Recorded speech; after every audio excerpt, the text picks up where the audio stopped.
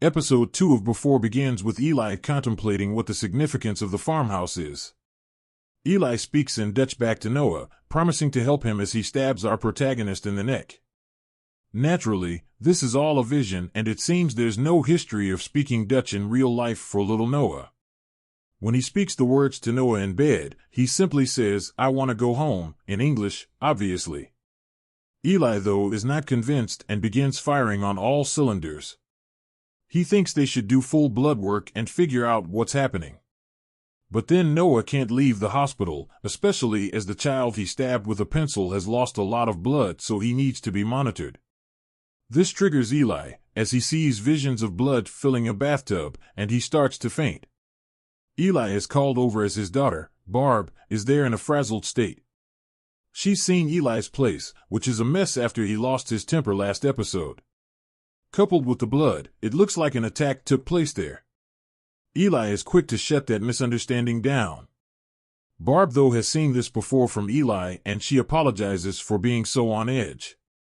She's been like this ever since Lynn died, and even now, Eli refuses to talk about what happened to her. Eli heads off to check on Noah. He goes in for an MRI, but unfortunately, Noah sees frightening visions MD scan about leeches digging into his skin. Eli hurriedly stops things, but it's clear there's something going on with Noah. But on the MRI? Nothing out the ordinary flashes up.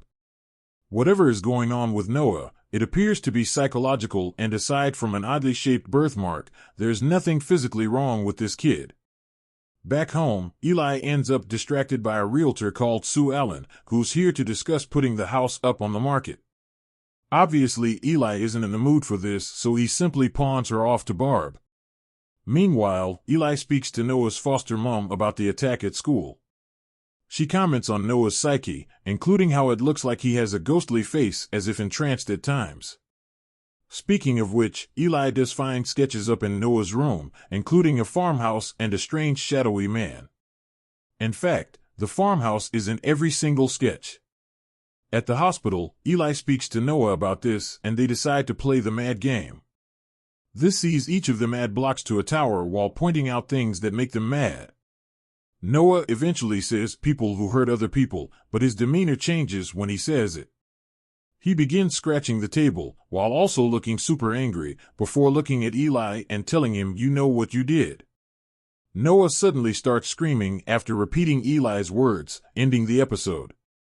There's a definite link between Eli and Noah, but trying to work out exactly what that is, and how it ties into the bigger picture is part of the allure surrounding the mystery in this series.